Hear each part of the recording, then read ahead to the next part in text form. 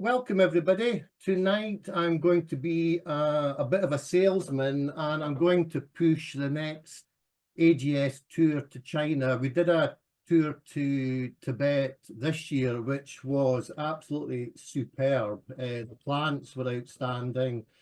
The weather wasn't too good.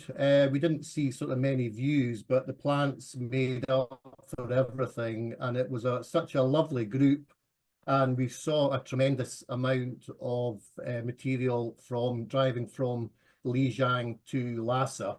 So I spoke with the AGS and I thought it'd be quite nice to redo a trip that we did many years ago. And that was going from Sichuan and ending up in Yunnan. And the idea was, if I just ping the map next, we are going to start in Chengdu. We fly into Chengdu and then we're going to take this route, if you can see my mouse, going away up to sort of Hongshan, away round Danba, coming down to Xinduqiao, and then heading further west to Litang. And that is the furthest west that we go, and then dropping down south, coming down towards Habishan and then down to Zhongdian and then flying back to Chengdu. This trip here, we've also got a little excursion down to Minya Konya, which is a really nice area, Honglonggua Glacier Park. And the picture you'll probably recognize from the AGS book on the encyclopedia or the Alpines from the Himalayas. The front picture is the glacier from that. So a little detour roundabout here. So that's roughly what we are planning to do. I'm just going to talk you through and show you some of the interesting plants. It will be slightly different from the Tibet trip. We are not doing as larger excursion from A to B. It's still quite a large trip round, but we're spending more than sort of 2 nights every sort of second day, whereas Tibet, we were traveling one day and then moving on the next day and then basing for a couple of days. So we are trying to eke it out a little bit more. Chengdu right down to Zhongdian or Shangri-La. So we are going to be using 2 types of transport. We're going to be using buses for the majority of the trip. A lot of this is just roadside botany with days excursions up into certain parts of the mountains. And here you can see on the right-hand side some of the group from way back in the early 2019s getting ready to go on excursion up the hill. Our other mode of transport are by jeeps, and we'll use that a couple of times when we go to Hongshan. The roads are improving a lot, but there's still quite a lot of dirt tracks as well. And the places that we want to go to involves a bus. We could do it, but it's probably safer using 4-wheel drive, so to make sure that we can actually get through to the right areas. Again, food-wise, as we do a lot of these trips, there'll be days where we're driving, not maybe, I think one day we're driving to get from A to B, so we'll stop for lunch, but usually on our trips, we have packed lunches. We get people to make their own packed lunches, so we don't sort of waste food, and then you can take what you want, and then it saves spending a lot of time letting the guides get all the stuff set up. What we do on the way back is we have coffee and biscuits when we come back, so it's quite nice after spending a day in the hill to come back to a nice cup of coffee or tea and a little bit of biscuits as well. So we do spoil ourselves sometimes. Accommodation again is going to be quite good. The hotels now in China are extremely good. The places that we're going to are on the main route, so the roads are really good. The only thing with the roads being good is it's sometimes difficult to stop and botanize on areas, but we do manage to get around that. And this is one of the hotels that will stay in Litang. And then we are going to go a little bit basic. This was the cheese factory in Hongshan. It's a beautiful setting. They're building a new tunnel and a new road. I've not been there from this side for about 7 or 8 years, so I think this cheese factory is still here, but there's quite a good road going up, and we can then divert off up into the mountains. So this is a little bit about the accommodation and about the transport. Like I say, it's roadside botany with days going up into the mountains, botanizing for a whole day. There's no camping. It's just a case of nice hotels, hot water, good food, good company, and good plants. So our first port of arrival is in Chengdu. We fly into Chengdu from London or from anywhere we're going to. And Chengdu is a sort of lovely city. It's very muggy and very, very warm. And we'll sort of spend one night just acclimatizing round about sort of Chengdu. We'll be looking at nice bits of architecture that you could sort of wander around. We'll have a little excursion in the afternoon just to stretch our legs and get over the sort of the jet lag and sitting on a long plane. So the first day is just really acclimatizing and getting our legs stretched and just getting used to the humidity and a little bit of altitude. Also going to Chengdu, obviously the pandas, Wulong, many, many years ago, 20, 30 years ago, the pandas used to be in the Wulong Reserve, but there was a massive landslip and that site got destroyed, and they moved the panda breeding centre to a little bit further outside of Wulong. And the idea is, since we're in Chengdu on the first day, is just to spend probably a morning looking around at the panda breeding centre and looking at some of the pandas that are there. It's always nice to sort of look at different things from plants, and it just breaks us in sort of nice and gently. There are quite a few pandas there. It looks really natural, but once you get, I'm not going to spoil it for people, but once you get there, you'll see what I mean. But it's nice to sort of see the pandas, and they are breeding extremely well at the centre. And then the next day, we're going to go up to the Four Maiden Mountain, and we're going to spend 2 nights here. This is, like you say, the altitude of 4,200 meters. So it's high, but it's not high, and we shouldn't have any issues whatsoever. But this is a really nice way to sort of break in gently to looking at some of the natural plants and the natural habitat. And we're going to see a lot of Meconopsis, a lot of Corydalus, and I'll go through that in my lecture. But things like Caltha palustris varsinensis, it doesn't look much of a plant, but when you get it en masse, it is absolutely stunning. Quite a tall Caltha, and we'll see different Calthas as we progress on the tour. Other plants we'll see, this is all just by the roadside. Androsaceae henryi is a sort of taller Androsaceae. It's maybe about 30 centimeters tall with this sort of lovely bulbous white flower at the end.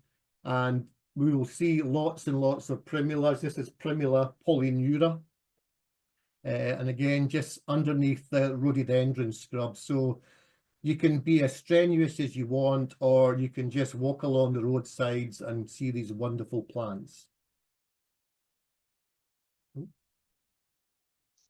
Up on the plateau, it's quite like a grassy mall, and you can sort of wander about and you'll come across different areas. You'll find sort of depressions, you'll find rocky outcrops, and probably a large percentage of the plants on the plateau are the Omphlegramma vinciflora. And this is a beautiful Omphlegramma, and it has these sort of lovely spikes coming up with the sort of purple flowers at the tip. And again, just growing in amongst the grass and quite easy to sort of find. We will see lots and lots of different Meconopsis. We shall see yellows, reds, blues, pinks, all these different colours. But on this mountain in particular, there is Meconopsis integrifolia sulei, which is the yellow one, and these flowers tend to hang down the way, and that means it's sulei. And this grows up to about maybe 50 centimeters. A lot of you will know Meconopsis punicea, which is the sort of the annual one. It covers vast swathes of the meadows. It goes in different sizes. You can get some quite dwarf ones. You can also get quite tall ones. And it's nice just catching the flower as it just opens up and it comes out of the bud. So we shall see these species again just by the roadside.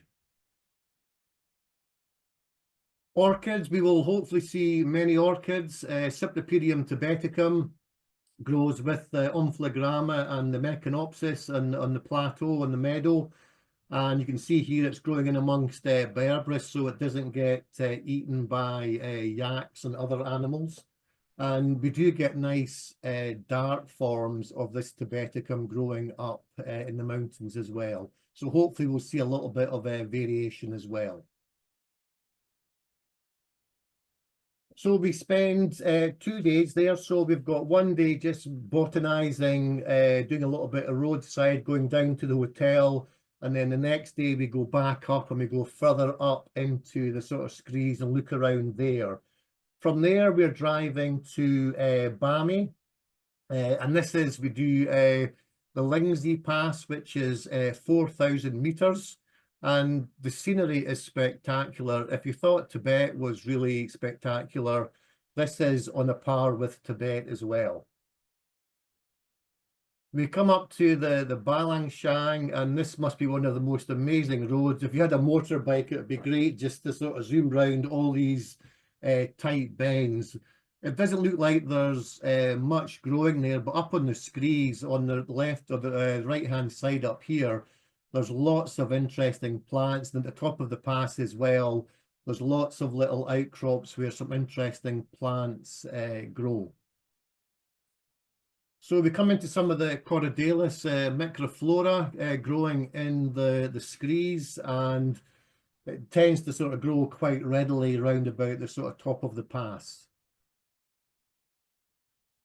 Lilium lepophorum is one of my, I think, favourite little dwarf liliums, with the flower or the petals just pinch at the base. And sometimes you maybe find 2 flowers, 3 flowers on one plant. Sometimes you find the petals are a bit more open, but this we'll see probably lots of the way through the tour as well. So it'd be a very interesting plants to find. There will also be lots of rhododendrons. So we're not just looking at the sort of high scree plants, we're looking at everything. And the main plant on this range is Rhododendron impeditum. And again, you can see the yellow at the top with Meconopsis subspecies integrifolia. So the yellow Meconopsis in this part are wonderful. There's maybe 2 or 3 different species sort of growing in this one area. And then just a bit lower down, we come into some of the more Corydalus, Melanocentra.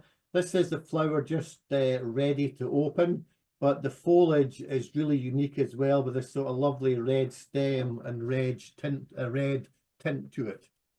So lots and lots of interesting things to see high up and quite low down as well. Some other Fritillaria, oh sorry, I've done the wrong screen. Sichuanica. Sichuanica tends to have a longer petals. We'll see Serosa or Serosa type in different parts of the tour, but Sichuanica tends to have this sort of long flower petal, and it's a bit more distinctive than Serosa. And these are just growing in amongst the rhododendrons, the Meconopsis, so a wonderful sight. The architecture is really nice as well, and here we have some of the traditional Chinese Tibetan houses. They're got this sort of tower next to them where they sort of store all their animals and all their feeds, and then they've got the living area, and then they have their bit on the roof for drying some of the cereals. And we do get a little chance to wander around some of these places. So when we're doing the tours, it's not all about plants. I'd say 90% is plants, but we do a little bit of culture and a few monasteries on the way as well. It just breaks it up, and it's nice to take in the ambience of where you are And also in Sichuan, the food is quite spicy, but again, we can tailor make that to people's taste. We then head to Bamei, and Bamei is a nice little village. It's got this lovely river running past it.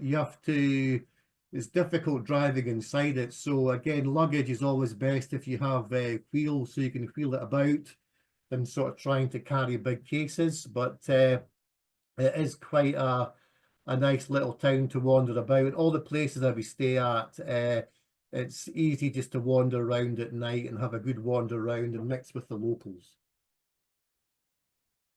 From there, we drive to Xinduqiao and we do a couple of passes at 4,000 and just under 4,000 meters. And here you can see the habitat's a lot different to other parts of China. There's a lot more cultivation. And what I would say now is a lot of these areas now are fenced off to stop the people with yaks wandering about the place. So it's quite orchestrated.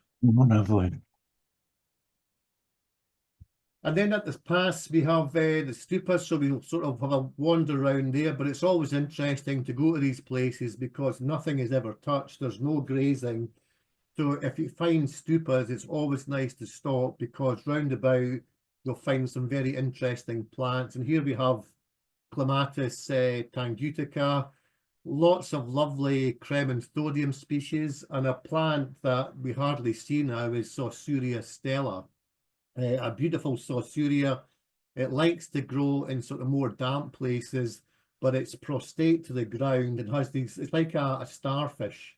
It's an absolutely beautiful plant. I think there's now a perennial one in circulation, but lovely to see the Sausuria stella. A few other interesting plants on the way. Primula flava. This was the first time I'd seen this plant when we were in Sichuan last time.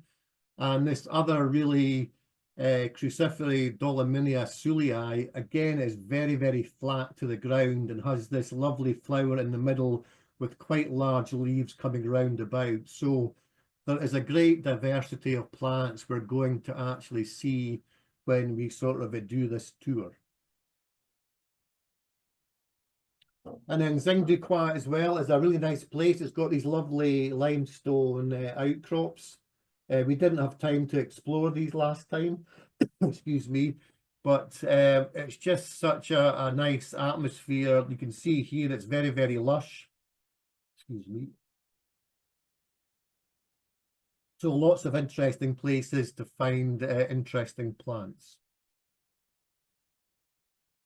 And then from there, we're heading, this is a new part, we're heading down to Moxi, but we have to go over Chengdu mountain pass, which you can see here is 4,200 meters.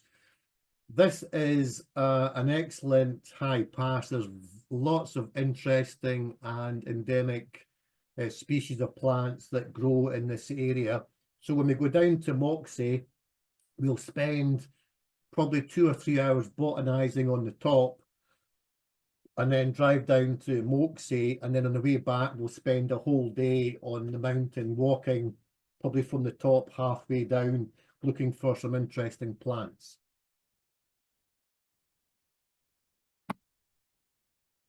Some of the plants we'll see at the top are the Arenarias, Arenaria polytrichoides, and this forms large carpets, and you can see here in full flower, lovely white flowers, and it just forms these mounds in amongst the grass with other plants growing up through it.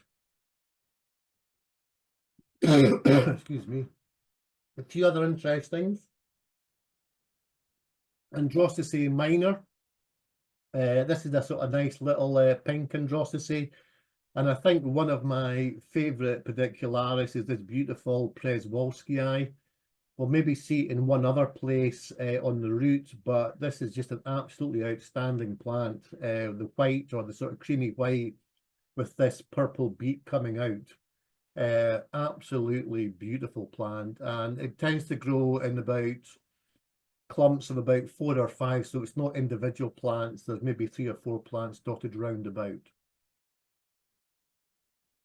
And then one of the dwarfer Meconopsis henrichii, endemic to the Chengdu Pass, growing in the turf to maybe 6 or 7 centimeters. And this again just grows en masse at the top. So we'll see lots and lots of these little blue Meconopsis.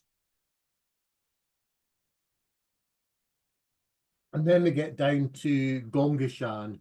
And this is the picture that's in the book. You probably all recognize it. We get a cable car from the bottom up to the top of the mountain. The cable car takes you across the glacier.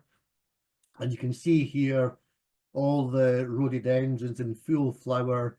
You get to the top and we'll wander about the top area, and the rhododendrons up here are just superb.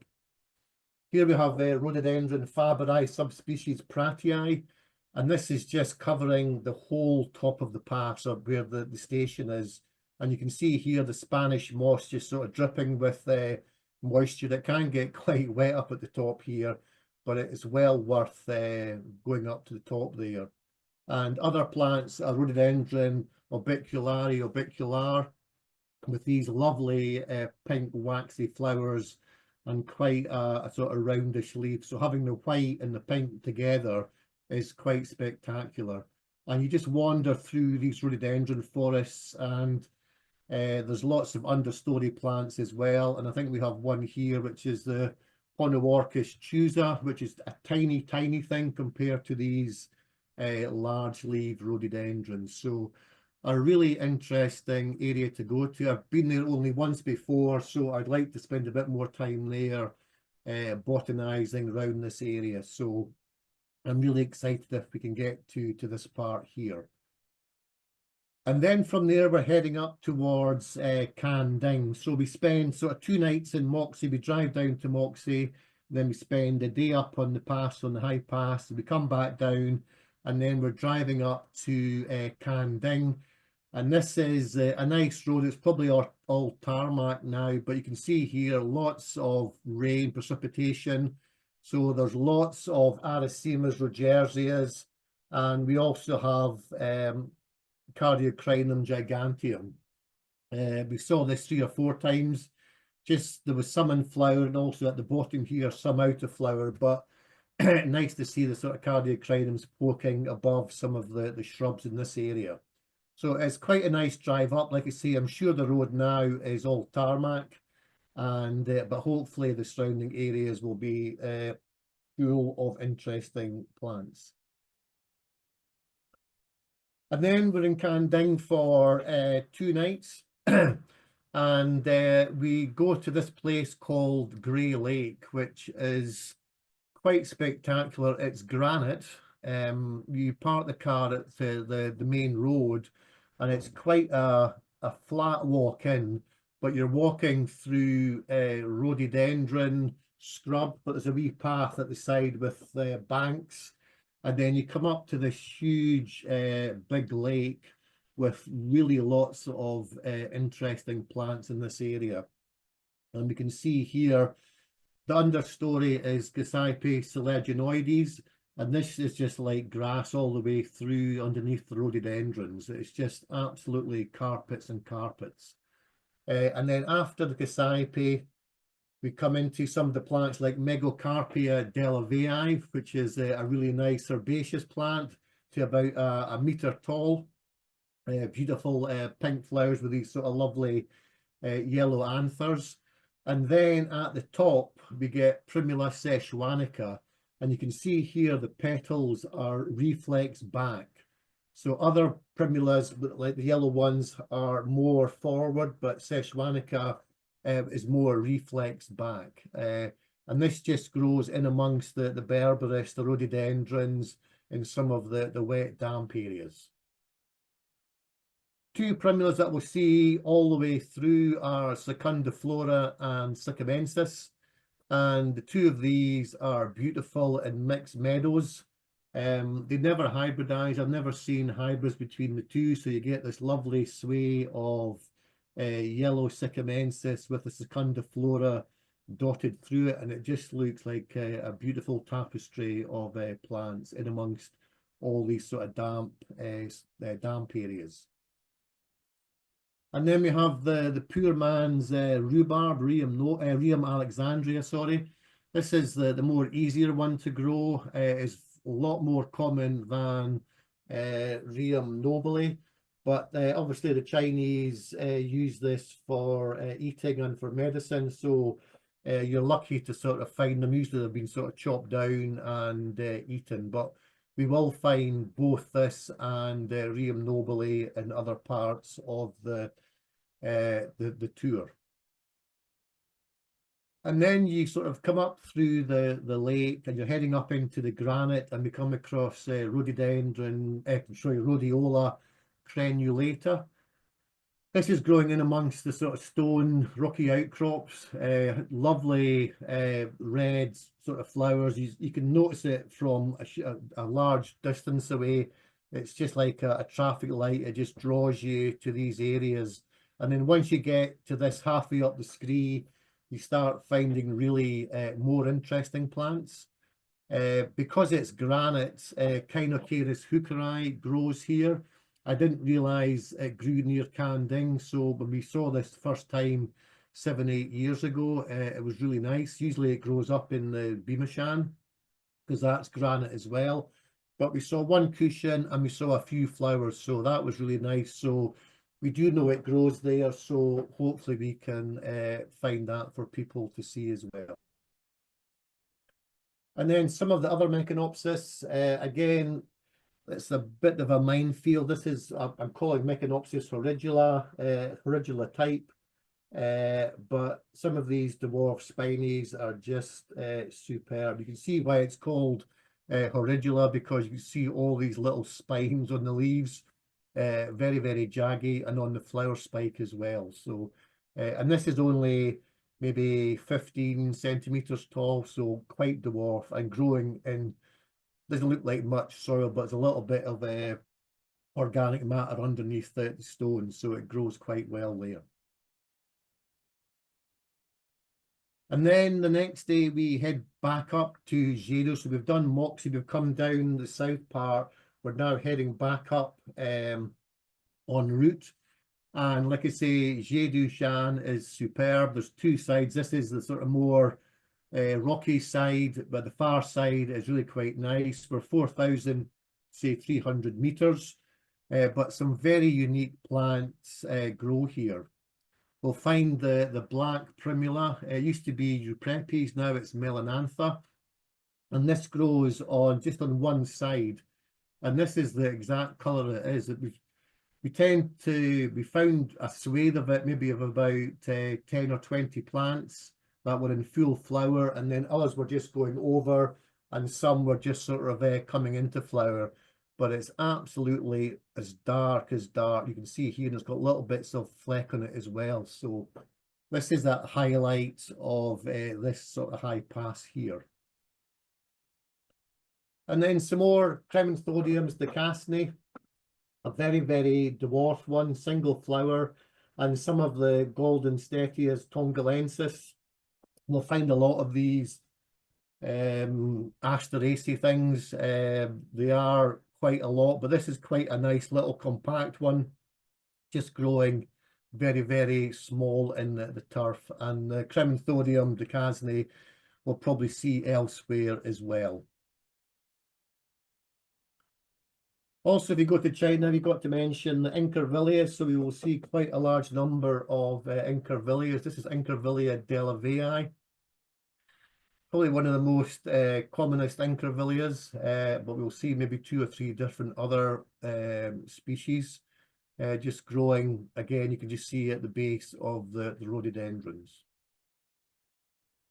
And Kangding itself is a really nice town, city as well.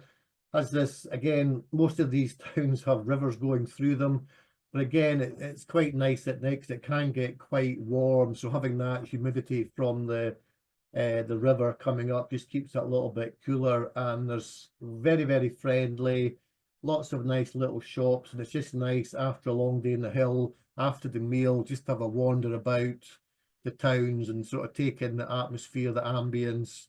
In a lot of these little towns and cities, they do a lot of dancing and singing, so if you're up for that, you can participate. I won't hold it against you if you don't, but some of the last group enjoyed themselves dancing around in Tibet, so there's no pressure for anybody.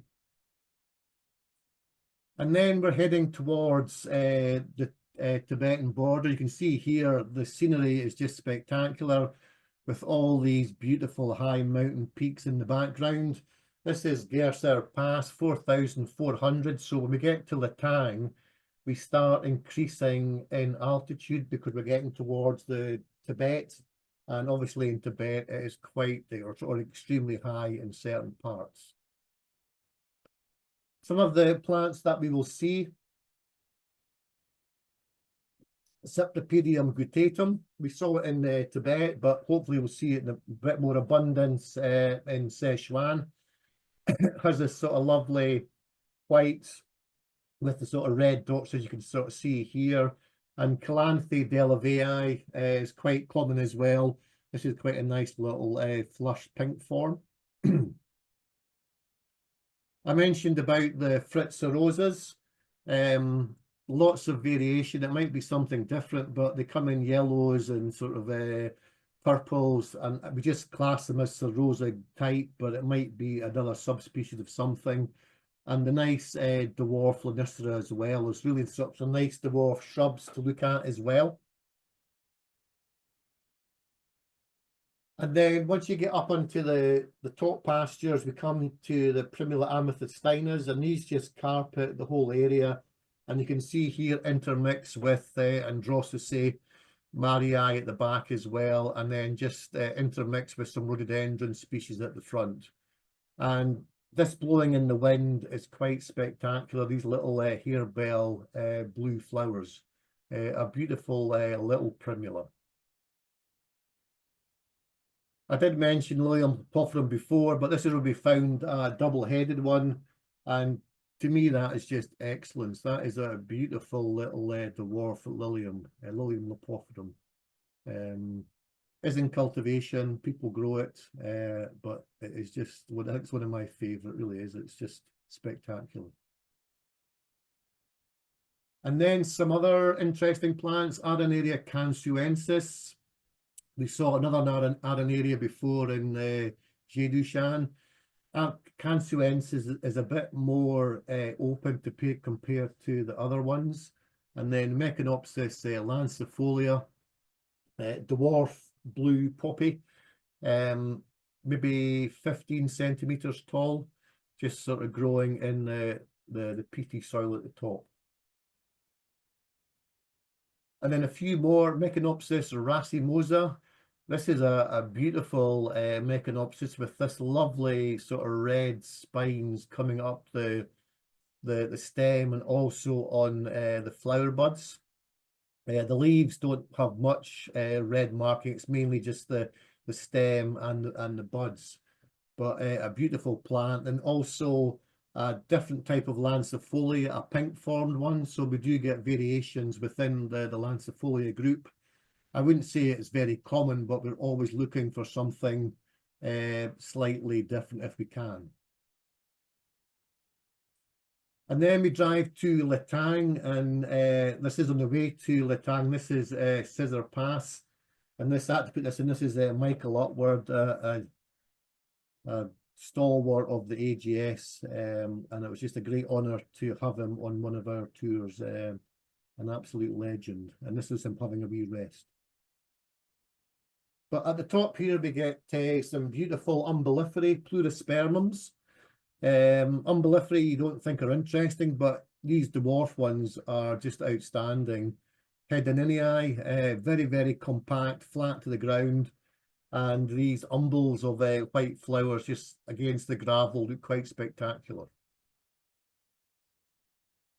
And then Incurvilia compacta. I think that I've maybe got this one wrong. It doesn't look like compacta to me, but we'll just call it Incurvilia subspecies CF compacta. But again, lots of different types. The leaves slightly different to delavei, but growing with ligularias as well. And then again, we're going to see a lot more Corydalus as well. This is Pachycentra, and again, The main plant all the way through here, you can see here, are the Androsaceae, so they are quite common, and a wee Anaphylis, I'd have thought, just poking its head through there, but lovely to see on the meadows. And this is a stunning plant, a Juga lupulina. It doesn't look like an ajuga, but has these lovely purple bracts. Stands to about maybe 20 centimeters tall. I know it's grown in Scandinavia, but I don't know if it's grown in the UK, but an absolutely beautiful plant. I would love to get this into the UK if we could, but hopefully we'll see lots and lots of these growing on the meadows at the very top of the passes. And then we come to the furthest point west, Litang. This is the Quinker Monastery. So we will spend probably a morning going through some of the monastery, looking at getting a tour roundabout here. It is quite special, and see all these stupas all the way around. And it's also nice to sort of take in the locals. Because we're near Litang, I would say these are more Tibetan than Han Chinese. You can sort of tell by the sort of darker skin and the sort of the dresses, the clothing they're wearing. So it's always nice to sort of mix with the locals. And here we have these beautiful carved out slates, prayer slates, which they sort of walk around maybe 30, 40 times a day. And again, just a few close-ups of some of the locals with the sort of bright, nice earrings and these sort of lovely hats that they wear as well. But then we'll just go outside of Litang a little bit, and this was where we found on the ACE expedition Androsaceae Paisulca var aurata. And this is the yellow one. And this tends to grow on peaty knolls. It likes, there's water round about, but it always grows on the top of the peat blocks. And you can see it sort of establishes itself quite well on top here. So we will hopefully find plants of this. And there is also a purple one, the Bisulca var Brahmaputra, is a little bit more south of Litang. But again, we found it by chance driving to Tibet. So again, you never know what you're going to find when you sort of stop and botanize some areas. We'll find some new things that I probably don't know what they are. Hopefully we'll find new things. And then if we found this would just be stunning, be great. Some more of the Pedicularis Odori var sinensis. A nice little Pedicularis, extremely difficult to grow. There are 50 to 100 different Pedicularis, I'd have thought, in China. A lot of them are insecure or not very nice to look at, but there's probably about 20–30% that are absolute stunners. And this is one of them with the Przewalskii as well. And then we're just heading down towards Daocheng. And again, a few more passes. You can see here there's lots of abies and pine trees. You can see the sort of road, and then all these sort of grassy knolls. There's really interesting plants growing up the top here, and the bus just stops and we just wander out maybe for an hour, get back on the bus. You know, we stop where we want to, where we see plants. So it's quite nondescript in that sense. More Clematis tangutica. This is just sprawling through the juniper here, but really nice to have it in seed and also in flower. Some of the sorbus are really spectacular as well. Volmornii. This is quite a nice one with the pink berries. Maybe to about 2–2.5 meters tall. But just this is intermixed with all the pine trees. So you're getting a good mixture of trees and shrubs as well. And then growing at the very top, Sorasuris hirsuta. This is a sort of weird thing, cruciferae. When it's in full flower, it's just like a dome of these yellow flowers. I've only ever seen it once in full flower. Usually you'll get the flowers at the middle have gone out, and the ones at the end are sort of staying a little bit longer. But if you get it when it's in full flower, it's an absolutely stunner of a plant. So Sorasuris hirsuta. Some of the bigger liliums, Lilium bakerianum var delavei. This is quite a tall lily, to about 1.5 meters. but it has this lovely trumpet and speckled purple markings on the sort of brown yellow petals. Quite sweetly scented as well. I wouldn't say it's a really pungent smell, but it's a little bit whiffy, but grows up amongst the Berberisc rhododendrons, so it can't be eaten by marauding animals. And then we're driving to Daocheng. Again, we see these lovely little bridges. We do cross over, and it's all the grass is always greener on the other side. And we'll botanize in amongst these forests to see what we can find. And these are lovely little prayer flags. So when the wind blows, the prayer flutters in the breeze. So very lovely. And then Tershan Pass. Again, you can see it's a bit more granity here. And these lovely big boulders. It's quite a unique landscape. I've never seen anything like it before. It just boulders after boulders, and it lasts for about 4 or 5 miles, and sort of quite huge things. Then you get pockets of greenery and then some interesting stuff. And here we can see delphiniums and androsses just growing in the Alpine Area. And this is Androssae tapeti with a wee Arenaria at the side. We'll hopefully see these in flower, but these grow very high at high altitude. But a stunning cushion plant and very, very compact and hard. Another little Meconopsis, Horridula type again. It could be something different, but again, it's got these nice little red spines, but there's more red spines and dots on the leaves. And this grows to about 20, 30 centimeters. So nice to see this Horridula type. And Daocheng itself is a nice little town set on the banks. Again, you can sort of see the houses have these courtyards and areas, flat roofs for drying a lot of the corn. You can see here the fields are well cultivated, and they don't mind you wandering about looking in their houses and in their courtyards, and it's just quite a nice ambience. Restaurants are quite interesting. This is a roadside cafe, and the food is excellent. Like I said, it's a little bit spicy, but the food is always good. Here you can see some of the dumpling tubs here, but always nice. But then we go to Hongshan. We did this in Tibet tour. We drove to Hongshan. I think this is one of my favorite places. It is such a diverse range. So many different species of plants. They're building a tunnel through here. This is the old road, so we tend to go on the old road so we can then botanize up in the screes. And plants like anemone demissa, quite a tall anemone. We will see 3 or 4 different types of anemone. Lloydia oxycarpa, just growing in amongst the sedums. You can see here, last time we were here, it was extremely wet, but then the rain lifted and the rain stopped, the cloud lifted, and the views were spectacular. But really interesting stuff. Androssae delavei, just carpets underneath a lot of the rhododendron species as well. So this is like your grass. You're walking over this to photograph other plants.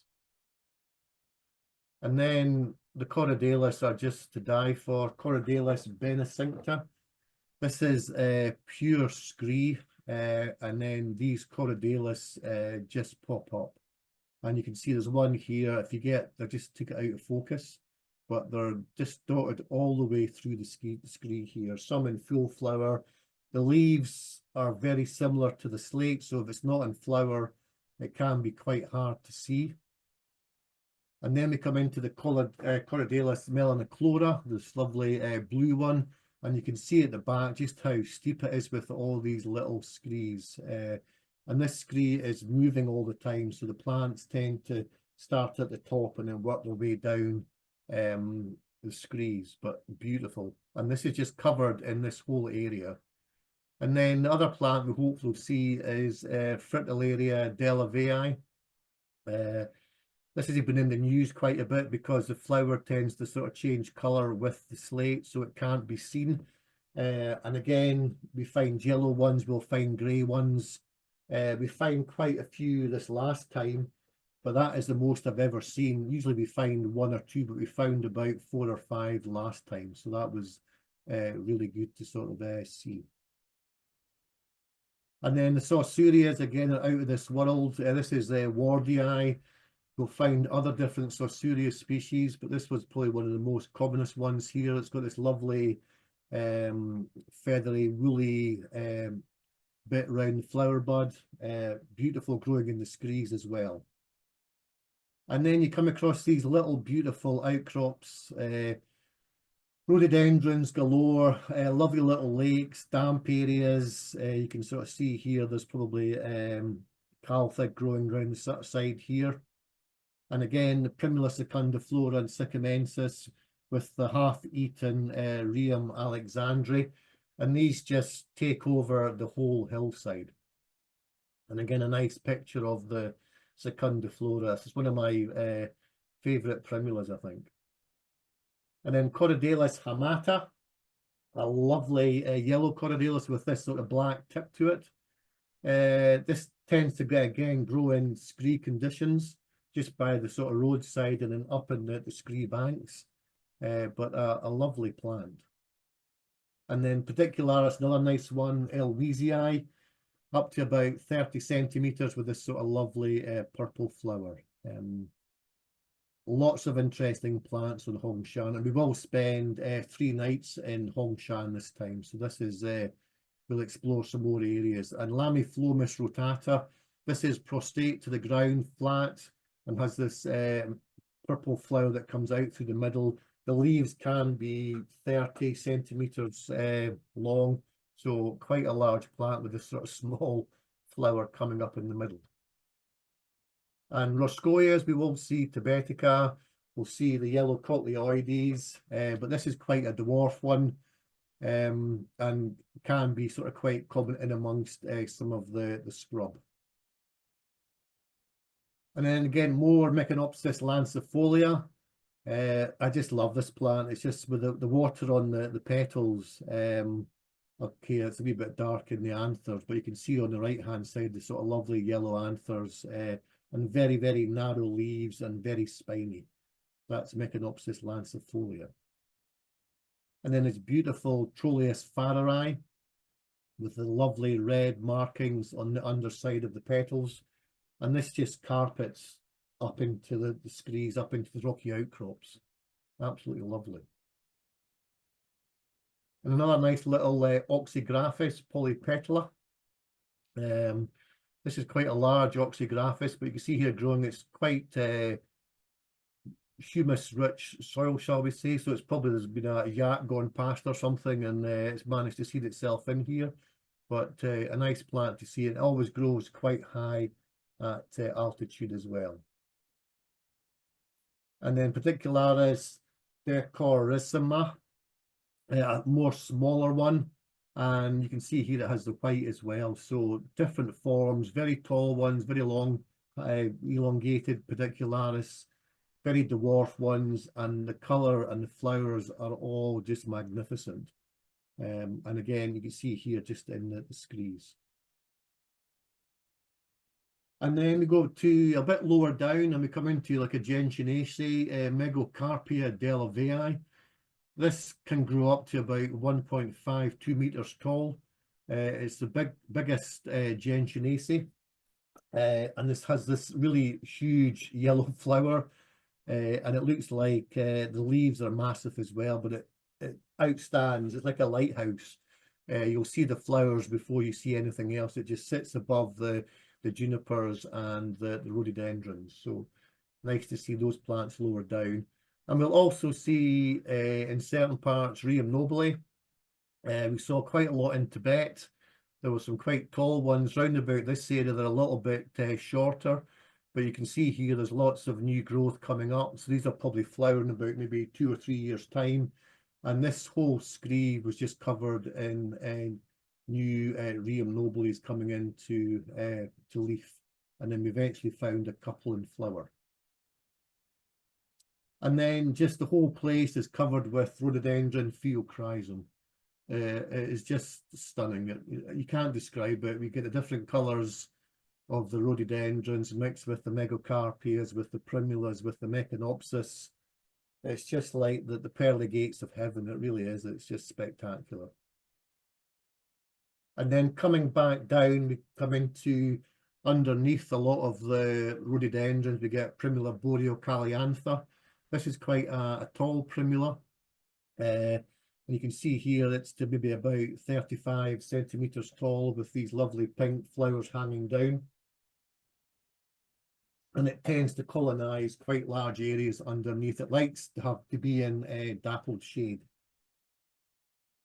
And then we come down to Shangri-La, and this is our last stop. We'll spend 2 nights here. We will then go to the Zhongshan Monastery.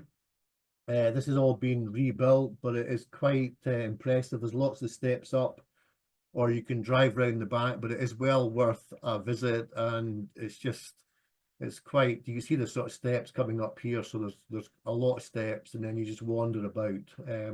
So we'll spend probably a couple of hours here, just looking about. And then we go to the far end of I still call it Zhongdian, not Shangri-La, but this is the Zhongdian Plateau. And this was where all the yaks used to wander about. And at the very, very end, there's a botanic garden.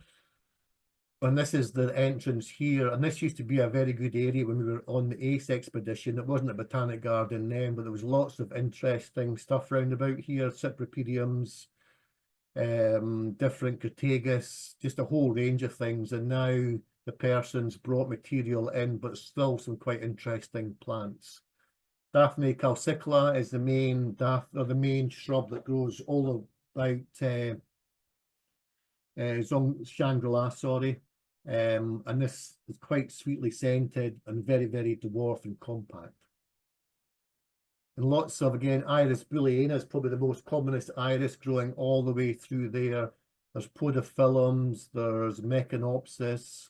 It's just quite spectacular.